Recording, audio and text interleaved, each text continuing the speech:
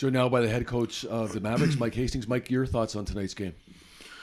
Yeah, I mean, you've got to credit Bemidji. I thought they did a good job of coming in, and I think they had one scoring opportunity in the first period, and they scored a goal off it.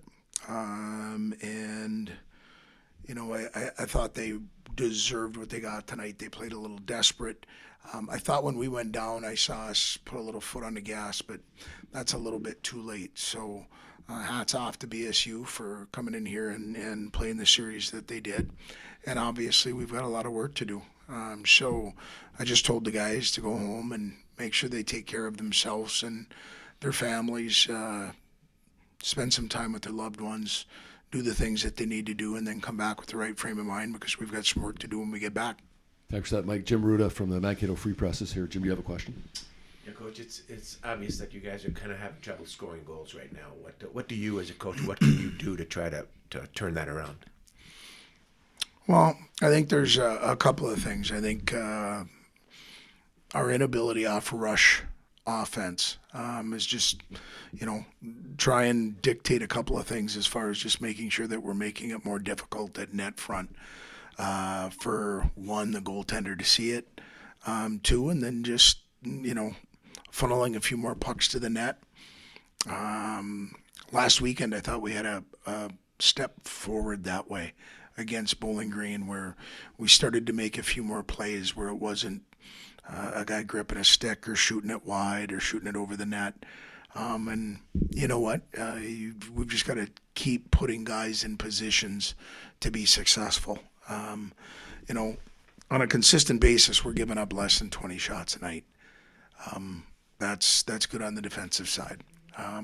But our shooting percentage and our positivity as far as goals for the opportunities that we're getting aren't there. So you just got to stick with it, stay with the guys, and make sure that it's a we thing, not a me thing, and just continue to stay after it and try and help the guys develop a little confidence through some work ethic.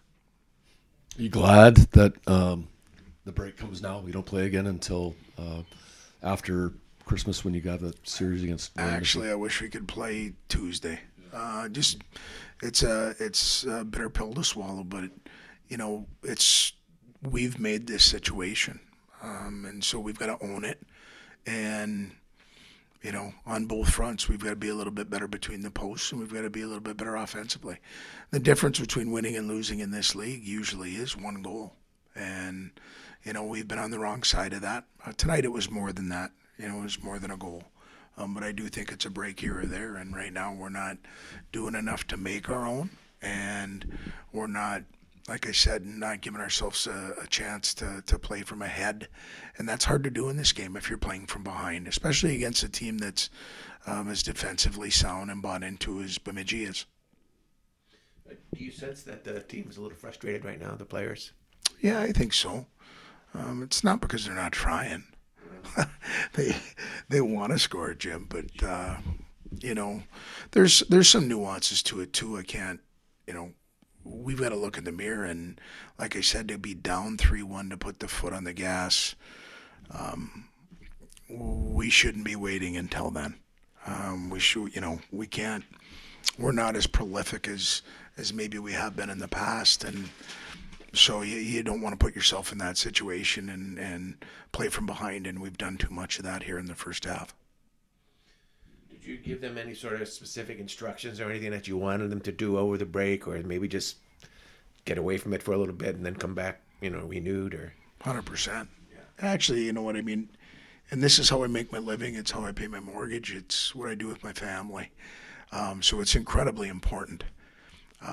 But at the end of the day, it's not as important as their families and what they're doing and going back. And I told them, make sure you spend time with your loved ones. And that means parents too, not just friends. That you go back and enjoy what the most important things in life are. And so clear your head, take some time off.